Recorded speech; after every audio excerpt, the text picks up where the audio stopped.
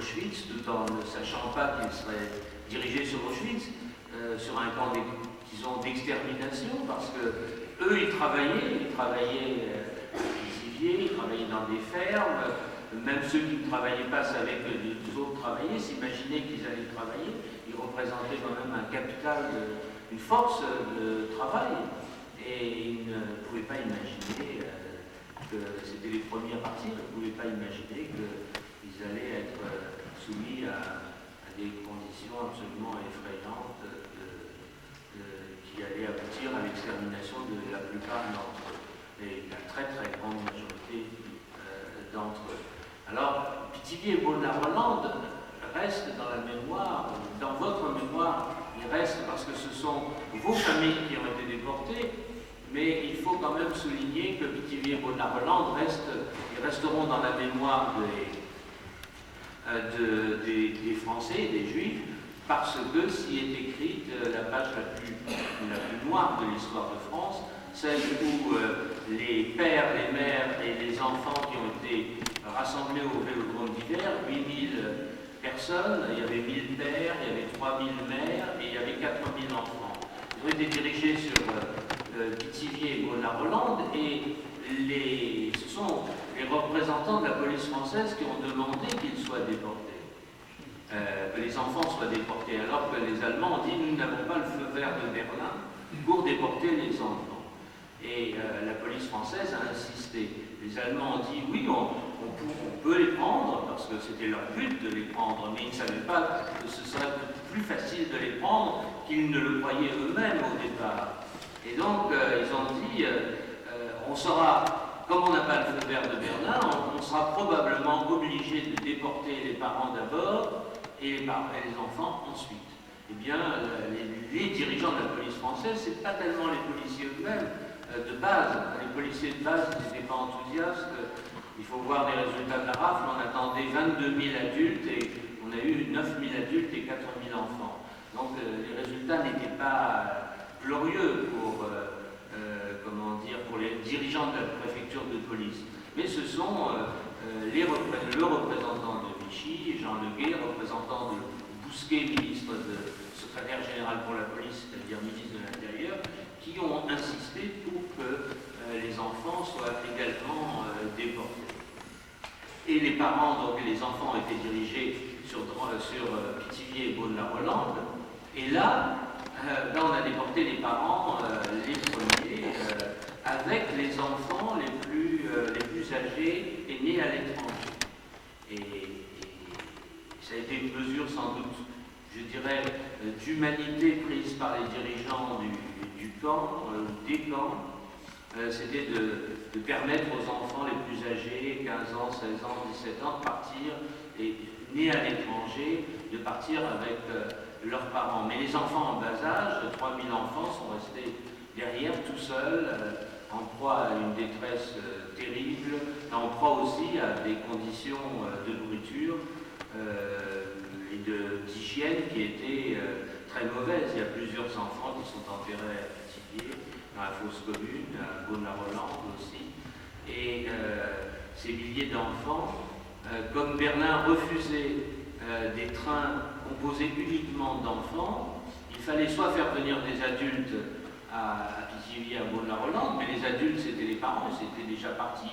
Les gens qui avaient été arrêtés à la rafle du 11e, comme on dit, au mois de mai 41, étaient déjà partis par les convois 4, 5 et 6. Et donc, le seul moyen, le moyen le plus facile, c'était d'envoyer les enfants à Drancy et de faire partir 500 enfants avec 500 adultes qui venaient de la zone libre, de façon à faire croire que les parents partaient avec les enfants. Et donc, c'est ainsi que ça s'est passé. Mais quand il a fallu séparer les parents des enfants en bas âge, eh bien, c'était des scènes qu'on n'a pas. On n'a pas une seule photo de Pithiviers et de Beaune-la-Rolande pendant cette période. Pas une seule photo des enfants, des 4000 enfants du Veldiv, il n'y en a pas une seule. Et ce sont les gendarmes qui ont séparé à coups de crosse les mères, les enfants.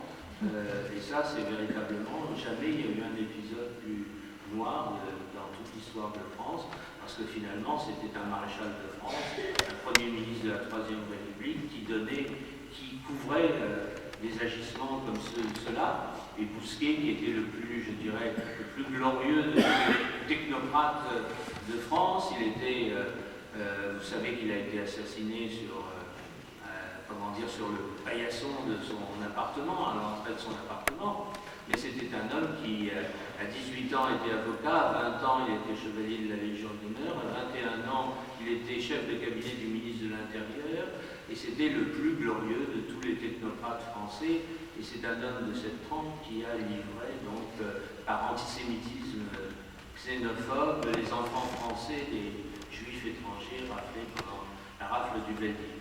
Donc il faut aussi, je veux dire, se souvenir que Pithiviers, Beaune-la-Rolande, c'est la période des adultes, les pères, je dirais beaucoup de pères qui ont été enfermés à Pithiviers, à Beaune-la-Rolande en mai 41, eh bien ont laissé la place à leurs femmes et à leurs enfants qui ont été arrêtés ultérieurement le 16 juillet 1942. Mais c'est pour ça qu'il y a 1000 pères et 3000 mères, parce qu'il y avait certainement parmi eux aussi 2000 pères qui se trouvaient déjà déportés au mois de juin et le 17 juillet 1942. Voilà donc ce que j'avais à vous dire à propos de votre rassemblement de ce soir, qui est un rassemblement qui doit présager à d'autres recherches pour trouver des gens qui sont les descendants des autres déportés de ce convoi, de façon à ce qu'on puisse arriver dans l'idéal à ce qu'il y ait 1 millier de fiches qui rappellent ce qu'ont été chacun de ces déportés. C'est un volume important qui a été publié, mais je dirais que c'est le volume numéro 1. Il faut donner l'exemple, le convoi 73 a donné l'exemple, le convoi numéro 6 donne l'exemple aussi, peut-être d'autres convois, disons des gens d'autres convois se réuniront également pour faire le même travail. Et de toute façon, je dis à chacun de ceux qui ont eu des parents déportés ou qui ont des documents qui concernent les déportés, il faut les envoyer au Pithiviers Beaune-la-Rolande. Vous avez le CERCIL, qui est le centre d'études et de recherche sur l'internement et la déportation dans le Loiret. Et puis vous avez le mémorial de la Shoah. Le CERCIL est l'institution spécifique. Et nous l'avons créé il y a une quinzaine d'années. Et nous avons fini par obtenir des 2 maires qui sont succédés, M. Jean-Pierre Sueur et puis M. Serge Noir. Nous avons fini par obtenir une école dans le centre historique d'Orléans. Et cette école va perpétuer la mémoire de ceux qui étaient à Pithiviers, à Beaune-la-Rolande. Donc vous devez, il y a une assemblée générale du CERCIL le 13 juin, et il serait bon que vous posiez la candidature pour être membre de cette assemblée générale et du conseil d'administration. En tout cas, j'apporterai votre livre le 13 juin, de façon à ce que des liens spécifiques s'installent entre le CERCIL et votre association. Et puis, donc, il faut poursuivre les recherches. Donc, je vous ai dit que je publierai à la fin de cette année probablement un nouveau mémorial de la déportation des Juifs de France en indiquant les adresses des adultes aussi, des 65 000 adultes en plus des 11 000 enfants. Et donc le convoi 6 sera précisé beaucoup mieux qu'il ne l'était. N'oubliez pas qu'à l'origine, ce sont les gendarmes français qui ont tapé ou bien ils ont demandé à des internés de taper à la machine la liste du départ de ce convoi. Et donc les orthographes ne sont jamais bien fixes. Souvent, il n'y a pas d'adresse. Je me souviens plus si dans le convoi 6, l'adresse est indiquée. Il y a des convois pour lesquels l'adresse est indiquée et souvent elle n'est pas indiquée. Donc il faut préciser tout cela. On est encore la génération qui peut le faire. Et puis il faut donc communiquer vos documents originaux ou au CERCIL ou au mémorial de la Shoah, de façon à ce que, après votre disparition à vous, ou celle de vos enfants, de vos petits-enfants, que ça ne finisse pas à la poubelle et que cela serve à établir et à perpétuer la mémoire des victimes de ce convoi numéro 6. Et je salue les survivants, s'il y en a. Je pense qu'il y en a au moins un qui est vu, ou deux. Il y en a deux sur trois, je crois. Donc je les salue parce que eux, ils ont vu tous ceux qui sont partis et ils les représentent. Et ils ont fait des témoignages qui ont aussi été extrêmement émouvants et très utiles dans l'ouvrage que vous avez vu. Voilà, je vous remercie et vous m'excuserez si je parle plus tôt.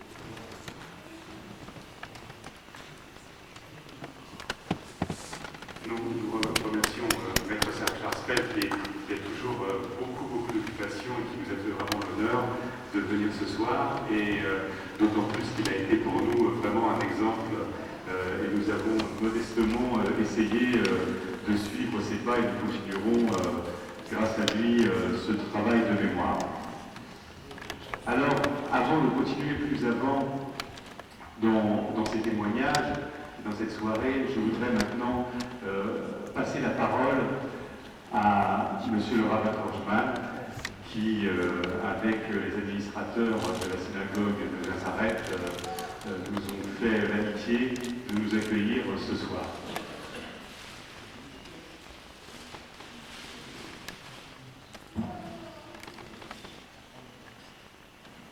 Messieurs les administrateurs, messieurs et mesdames les responsables d'associations, chers amis,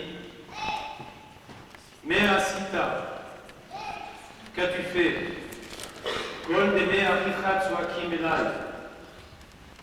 Le sang, le cri descend de ton frère qui vers moi.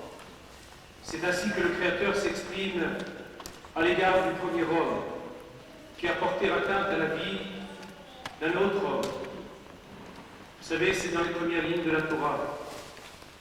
Voilà qu'effectivement, le célèbre commentateur Rashi nous dit: pourquoi est-il marqué les sangs de ton frère?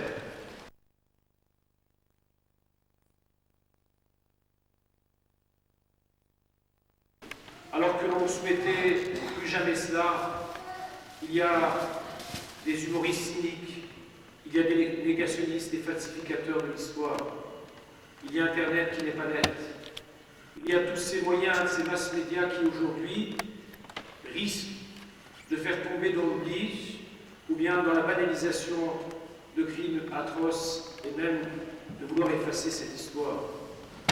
Alors il était important que tout un chacun puisse apporter son témoignage, mais pour pouvoir le poursuivre.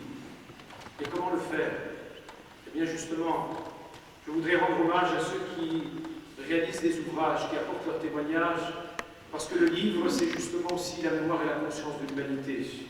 Je vais essayer de vous le montrer, pour terminer mon propos, à travers 3 lettres que vous voyez ici. Qu'est-ce que vous voyez comme lettre? Samer Peresh Adonmo Sefer, ça veut dire le livre. Regardez comment s'écrit un livre. Samer, c'est une lettre qui signifie à la fois dans son étymologie et dans sa configuration. Samer, ça veut dire celui qui soutient. Samer, c'est une lettre qui est fermée totalement, elle est comme un rempart. Le B, c'est la bouche, celle qui permet d'exprimer, celle qui est l'occasion de pouvoir être l'expression. Et le Resh, c'est comme un roche, c'est comme la tête, c'est justement la mémoire et la conscience. Et regardez, si j'associe le Samer et le P, ça donne Saf, qui veut dire le seuil, et Resh, roche de la conscience. Qu'est-ce que c'est que le livre? C'est justement ce seuil de la conscience, parce que lorsque nous serons plus là, qui pourra témoigner de ce qui s'était passé? Seuls ces ouvrages seront aussi la mémoire de l'humanité.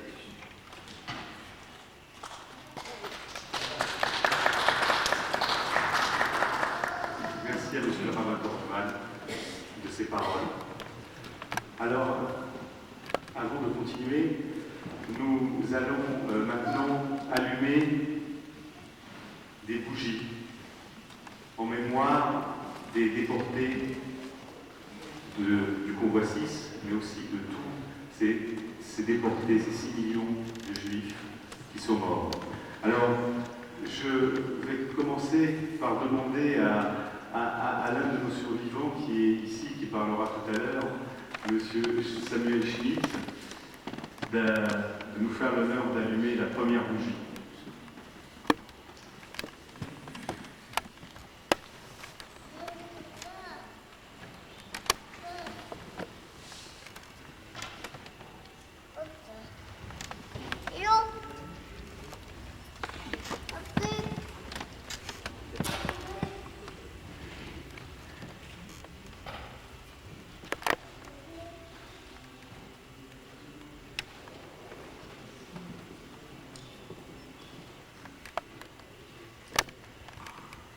Maintenant, je vais appeler David, arrière-petit-fils d'un homme et d'une femme, M. Schifferman et Mme Tabachny qui faisaient partie du convoi 6.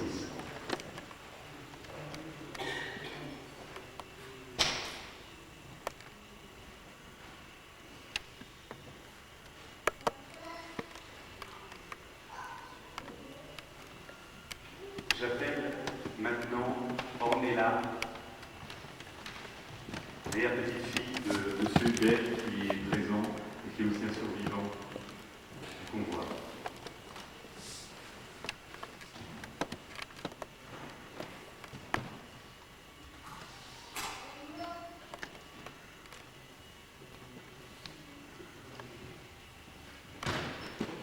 J'appelle aussi Cléo, arrière-petite-fille de M. Beknovitch, qui faisait partie du convoi 6.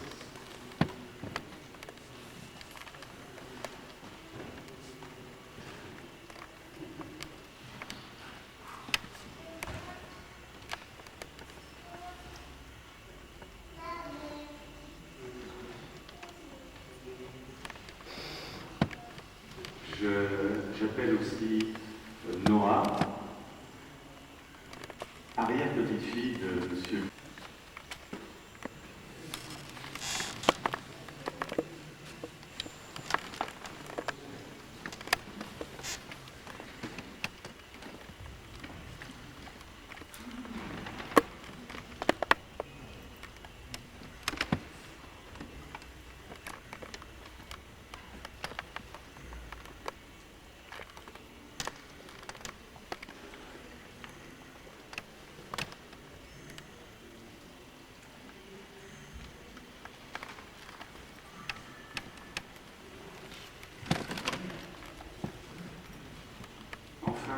J'appelle pour la dernière bougie Antoine Mercier, qui est le coordinateur de l'ouvrage et qui nous a grandement aidés dans la réalisation de ce projet.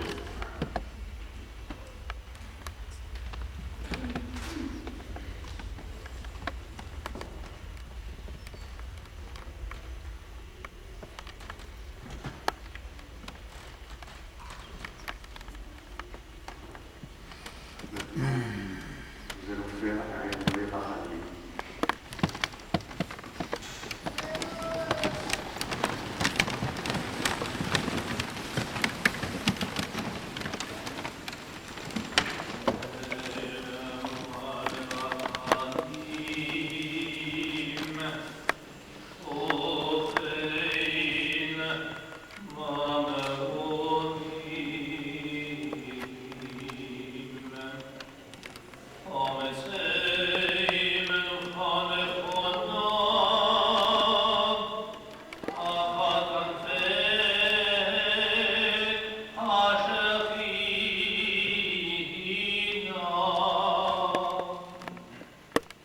Bye-bye.